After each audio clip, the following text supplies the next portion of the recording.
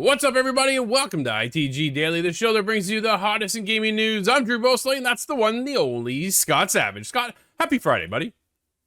Oh man, Friday couldn't come quick enough. I'm having so many hardware issues here. I'm gonna have to remix my whole setup again. Your computer's taking over from mine. You can have all those issues. I'm beyond done my issues for computers, but they never seem to end. But what is I can ending, only Scott? hope it bothers one of us, one of us only. Yeah, no kidding. What's ending though is this week, and the way our show is formatted, because as of next week, we're on holidays. Dude, I'm pretty excited. The ITG crew is going to take a week off. We'll be back the following week once again with another fresh Inside the Game Daily, ITG Daily. And then the following week, we'll return with Inside the Game, our full review show where we bring you some of the biggest games around, Scott. And some unique ones you may have missed. And some other ones, you got to watch the next show. I'm telling you, working on a game with Corey, whew, that's a rough one. But we'll get to that one later. But either way. I've heard about that one internally here. Oh, man. Yeah, that's a whole other, that's a topic. You'll have to catch that one. But it is it's been busy. Things have been hectic. It's been just nonstop over here for us, and we thought, well, you know what? We're gonna take a week off, kind of rejuvenate, catch up on some of our backlog, Scott, because our backlog just never seems to end. I think that's the biggest thing right there. A couple things I want to wrap up for Game of the Year discussion. There's a couple of big titles still. I'm right there at the end. Right, but then the next week comes and we're on to other games, so it's one of those, okay, I got to get back, take the week, enjoy some family time, some fishing, some other things we have planned, as well as catch up on a couple of these games. So I got a busy week. It's going to be a week off, but it's not, I'm going to say it's a holiday, but it's not a holiday. You know what I mean? It's just go. What are you doing for the holiday? Oh, there's a lot of things I'm finishing up. A lot of these books I need to close. The last chapter, you're right. There's Hogwarts, there's Jedi Survivor. And playing Layers of Fear has made me kind of reinvigorated for the horror game. I want to finish up Agony, a game from, I think, 2017 that I played, and Alien Isolation. Those are both two huge hits, and I can't wait. Yeah, cool. Corey and I finished up our review yesterday, and after that I was kind of like, it's been a while. I actually have no review game to focus on, and often because we review so many games in a week too, I'm normally on one or two, if not sometimes 3 games in a week. It's a busy week, so I was able to kind of last night relax and go, I'm gonna go play this instead. And then often we do play other things too besides our focus games, but we do spend a lot of time on some of these games, these titles, because they are so big, right? And they take a huge investment from our time to make sure that we're able to talk about them in a proper manner, that we know what we're talking about, and we don't sound foolish to everybody who's watching. Now, here's the other thing, Scott. After our week off, ITG Daily is changing as well. We're coming back with a fresh new setup, a new look, just a different format, and we'll no longer be live. That's the other catch right there. We want to take it in-house, kind of hone in on a couple little things, and we want to hear from you, your feedback, and let us know what you think of this new approach to the Daily Show. There are always certain things you kind of want to change and adjust, and we want to see what we can do to kind of elevate our production levels just a little bit more for ITG Daily. We appreciate everybody who's been watching and following along and having conversations with us. It's been incredible. It's been one heck of a path. It has brought us over 500 daily episodes. So thank you to everybody who's been watching our show. It means a ton to us. Absolutely. We love what we do, but we couldn't do it without you. But now we want to elevate that to the next level. And then after that, Scott, there's one more level we got to get to, dude. And one day that'll come. But that's for another discussion. Sounds like a secret to me as well. I don't even think I know this one. We'll get there as well. But yeah, we couldn't do it without everybody. So let us know, though, when you do see our show over on YouTube at Inside the Game Official, or on our website, insidethegame.ca, and of course our TV streaming networks, thanks to our friends over at ESTV, Roku, Amazon Prime, Samsung Plus, Jinx Esports TV, and a whole lot more. So thanks everybody for helping us. And of course, if you can't watch us, then you can always hear us with our friends over at Fired Up Network, where we're live each and every day over there for the ITG Daily Show. But Scott, that's enough rammering on. We've got a lot more to talk about for today's show, because Red Dead Redemption has been raided. The Red Dead Redemption, Scott, not 2, but the first one. Does this mean we're getting the rumored remake? Man, please bring this back.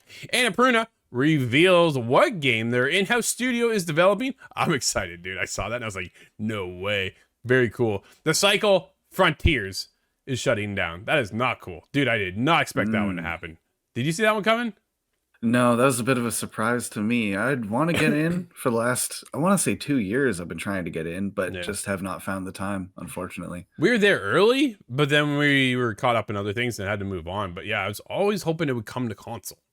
And that's where I Hmm. really wanted to kind of dive in. But dude, let's dive into Red Dead Redemption has been rated in Korea.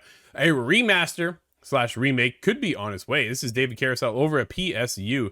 While the Grand Theft Auto franchise takes up most of the spotlight when discussing Rockstar titles, Red Dead Redemption and its prequel sequel are two games that are absolutely not to be missed, though it is now unfortunately more difficult to play the first game if you're equipped with a PS5. That's all you have to play. You're kind of stuck because a new rating in Korea, however, for Red Dead Redemption might be the glimmer of hope that fans have been waiting for, as it could indicate that a remaster, or even better, Scott, a remake of Rockstar's excellent Wild West gunslinging classic is making a return. Red Dead Redemption is one of those titles that remains stuck on the PS3, Xbox 360 generation of consoles. Yes, you can play it via backwards compatibility on the Xbox Series consoles, but there is no such option on the PlayStation side of things. However, it's Hmm. only got a frame rate boost, no graphical upgrades, no nothing like that. Scott, could we actually be getting Red Dead Redemption John Marston story? Oh, that would be Woo! really exciting. That game was an absolute smash hit back in the day. And of Yeah, course, it spawned the very well received sequel. I could prequel see a lot of sequel. those people, if that was, that's right. Yeah. If that was your first experience with the game, though, I could absolutely see a lot of these players coming back through the timeline. I think Red Dead Revolver is a little too far back in the past, Yeah. but Red Dead Redemption 1, what's that, Oh 2012 that man, game came out? it's definitely been a while, right? So if you did miss this one, here's the catch, right? 2010 even. Because it was focused on John Marston back in the day when the first was revealed and we all played it back in the PS3, Xbox 360 days. The prequel, they call it a prequel sequel because Red Dead Redemption 2 is actually before that, which sets up John Marston's story. Arthur Morgan Mm. kind of helped carry along John Marston, and then from there at the end of the game, no spoilers, but things branch off. So that's kind of no spoilers for how old is this game, dude? Like, yeah, welcome to ITG. We hate spoiling stuff, but it's one of those things. Here it is, right? This is a huge opportunity for those who jumped in on Red Dead 2 because they heard how good Red Dead 1 was. Now they go, we played this, but now we can get the full story of John Marston, have a better understanding of what's going on, and then we can get ready for Red Dead 3. I know we're getting GTA 6 first, Mm. Scott. That's heavily focused on first. That's coming. But you also have to have in the back of your mind going, we have to get a Red Dead 3 at some point, don't you think? I would really hope so. Yeah, and Yeah. as far as I remember, everything sold extremely well. So there's not much of a reason to avoid a third game. I would love that. I'm Oh, wondering remake versus a remaster in the case of the first game though. And I'm not certain which way I would rather it play out. I remake. feel it's almost a classic though, where you don't want to touch too much. But a I remake with today's technology and the options that the environment that happens in Red Dead 2, that could be yeah. amazing. Well, Red Dead 2 is one of the most beautiful games I've ever played. If we can get that for Red Dead 1 remake from the ground up, I think that's the way to go. Whether or not Rockstar wants to do that is a whole other thing, right? We've seen the Grand Theft Auto trilogy and how well that worked out. It didn't, if you haven't noticed, Mm. right? But there wasn't like they upgraded stuff, but then took things away, and it was just kind of it was a jumbled mess, which is really unfortunate because the Grand Theft Auto was a beloved franchise in its own. But we do know that they also focus on GTA Online, where that's where all the money is spent. It's still hot to this very moment, Scott. Like that game is still Mhm. unstoppable, right? For some reason, we're back in it. So it's kind of one of those things. Man, I was in there and I'm souping up my car the other day. I'm like, this thing is sick. I'm having a Oh, great yeah. time. But I'm waiting for GTA 6, but I'm still having a blast in GTA Online. And that's keeping that alive. And it's making them an absolute boatload of money. That's the other catch. So this is why we saw the reason for them shut down Red Dead Online. Red Dead Online just didn't have the same impact that GTA Online has. I get they're two different genres, and maybe that's why we're struggling with with Red Dead Online, and it's just all GTA because even GTA just the other day, dude, got a new event where Yeah. fans of Is it Red Dead's online, Merryweather? Yeah, yeah, exactly. The Merryweather event, right? Like it's just like, oh man. Every time I jump into GTI online, I get hit up by Charlie going, "Hey, have you heard about Merryweather?" Blah blah blah blah blah. I'm like, yeah, I'll get there. Like I have full plans getting there. I'm a little busy right now doing some of these heists that I've never completed. But when Yeah, it, I still haven't gotten to the casino. Still have not done the casino heist, and I've bought the dude, game 3 times now. well, that's the heartbreak, right? Everybody keeps buying this game. Even with next gen, we bought it for the online to play, and we're like, nah, we're not gonna play it after we bought it, and now we're back in. I think we're back in at a good point right now and playing at a high rate so often. But when it comes to Red Dead 1, man, bring this back. So those who don't have, who've never played it because it is stuck on last gen consoles, this is the opportunity. Last gen console, Scott. Yeah, we've skipped an entire one. Yeah, yeah, they This have. is the only way to get the undead nightmare that everybody wants to see come That's to their the side second of it. game. This Yeah. does belong in the first game, and although this doesn't speak to if that will make the transition, it's still worth playing today. Well, that's just it. Yeah, high hopes. I'm hoping I would want a remake. I don't want a remaster. And I think if they pay attention to the details and stuff like that, we could be in this incredible story once again. And it's been so long, man, that I'm down to play this all over again. But Oh, and I'm not going to spoil it, but if you're close to the end of that game, get to the end of that game, please. it's There's fun. only been a few, there's only been a very few number of games that have emotionally got me, and that was one of them. Really nice. That one Mhm. I thought had ended, and I'm like, am I done? It's one of those I got hooked up on. I was like, this is over. And then I talked to our good buddy Kyle. He's like, dude, keep playing. You're not done. I went, I'm not Oh, done. yeah. Oh, I'm not done. And I continued, like, I can't wait. Please give us that remake. Yeah, we're long overdue. But that's one of those moments I still talk about to this day that I will never forget. Love gaming. But let's get into what Oh, Annapurna is up to, dude. As they announced, Blade Runner 2033 Labyrinth. It's the first internally developed game from Annapurna. That's the thing to note right there. It's very cool. Dude, this game is over 25 years old, the Blade Runner series. So I was excited. I played, I'm dating myself here. I played this back on PC back in the day, and it was a point and click. oh, okay. Oh, yeah. Dialogue options, a point and click, and all kinds of stuff. It was wild. Even my dad played it back on the PC. He's like, this is Oh, really cool. wow. It was something like, I think it was 4 discs on PC. So, yeah, that's how crazy this one is. Let's get into Chris Scullion over VGC. Annapurna Interactive has announced the first game to be developed by its own internal studio will set the world of Blade Runner. Blade Runner 2033 Labyrinth is the first entirely new Blade Runner game in 25 years and will take place between the original movie and its sequel, Blade Runner 2049. Annapurna says that the game will be set in a dystopian Los Angeles after the blackout hits, but hasn't shared any further details or information on the game or its release date other than a teaser trailer. Scott, have you done anything in the world of Blade Runner? No, Yeah. actually, I'm dating myself here. I've not seen the movie. I think I did once, maybe 20 years ago, and I Sure. really just can't remember. I'm excited to jump back in. Man, it's been so long. They said 25 years it's been since we've seen a Blade Runner game, right? This is cool. Oh, I'm very cool to see what they can do. we're seeing a rise of cyberpunk kind of dystopian in video games, and it's getting awkward to me because we're getting close to some of these years. What's Yeah. 2033 going to look like? Is it going to That's be just like it. Metro, or is it going to be like Blade Runner? Yeah. When do you think we'll start seeing the 3000 instead of 2000? You know what I mean? Oh, yeah, we have to be coming across that close now. Yeah. 3000 is just so far away. Everything changes in a decade. Absolutely. Speaking of changes, the Cycle Frontier is closing down in September. Scott Grant Taylor Hill over at Insider Gaming had this. Despite only having released midway through 2022, Jaeger has announced that it'll be shutting down the Cycle Frontier on September 27th, 2023, seizing all operation and pulling the game offline once and for all. Dude, wow, I did not see this going this way. They just released season 3 not too long ago. So I thought things were going pretty well, but the Cycle Frontier was revealed back in 2018 and have found its way onto early access state back in 2019 before being released in full on June 8th, 2022. It had broad visions of challenging the likes of Escape from Tarkov and the extraction shooter arena, but ultimately these plans fell flat, players' numbers dwindled, and interest in the game faltered. Scott, here we're seeing a huge rise right now in our industry, just alone around the whole extraction shooter.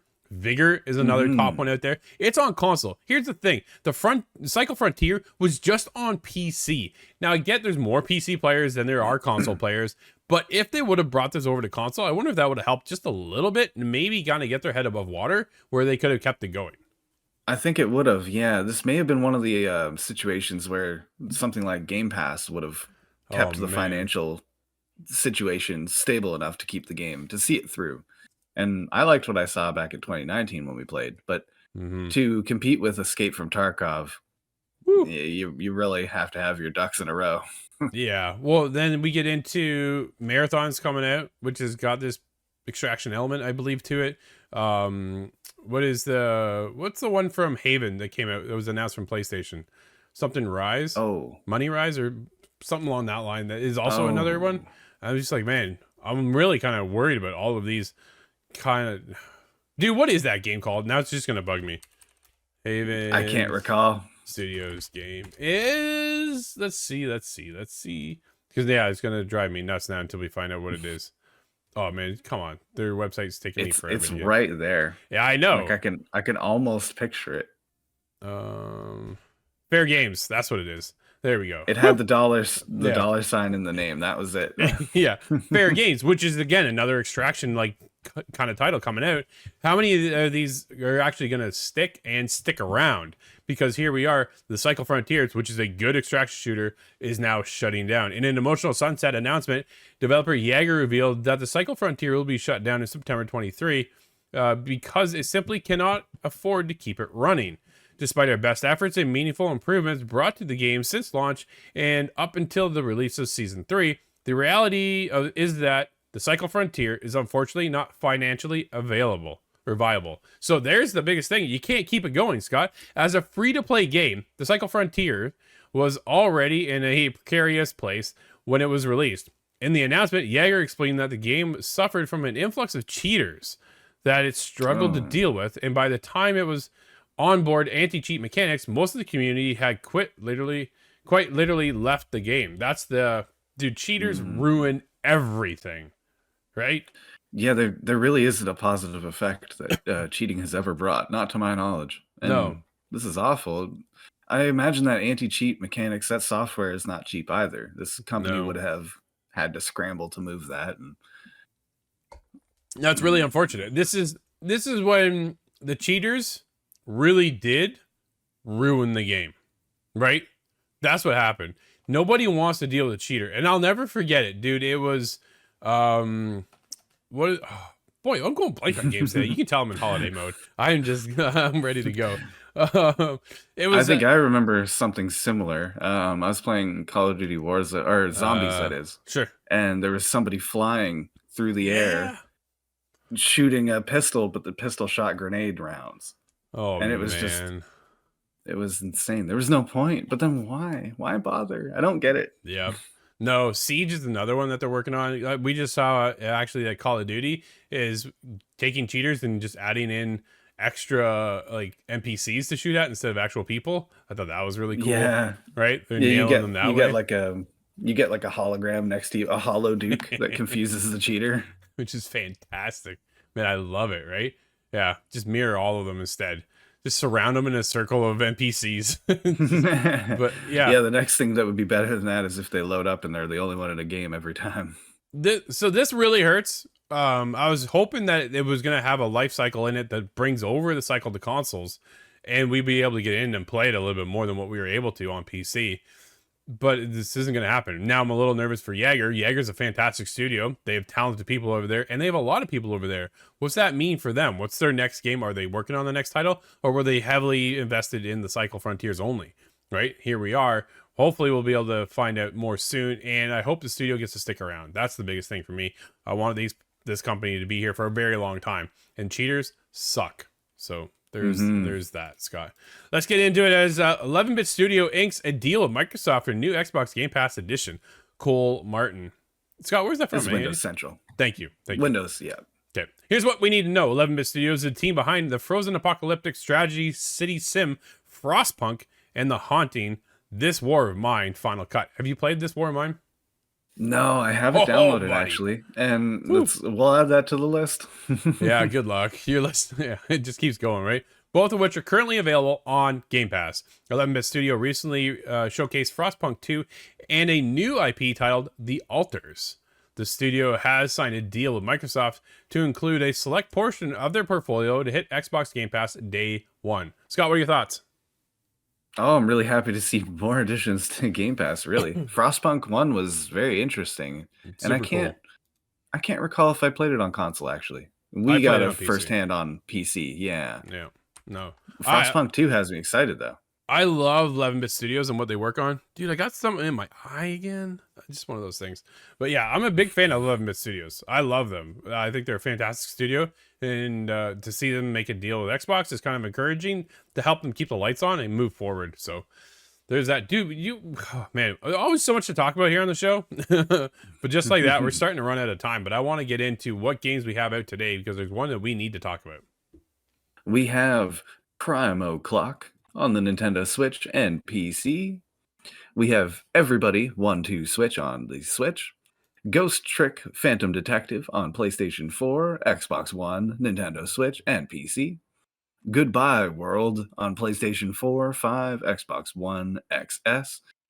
And Master Detective Archives Rain Code comes to the Switch. There's a lot of detective work today. There's a ton of detective work. Scott, talk about it. Crime O'Clock, you and I reviewed it. Our review is now live. You can check it out at InsideTheGame.ca or our YouTube channel at Inside the Game Official. Oh, incredibly unique idea. I've never considered anything like this in a video game setting.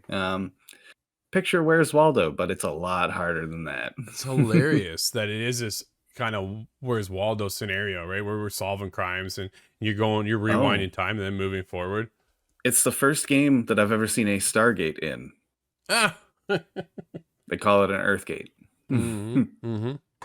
They do play off of a lot of things we know and can reference within our own industry as well as outside. Like Guns N' Roses are in here. Like there's that kind of touch, right? Rick and Morty.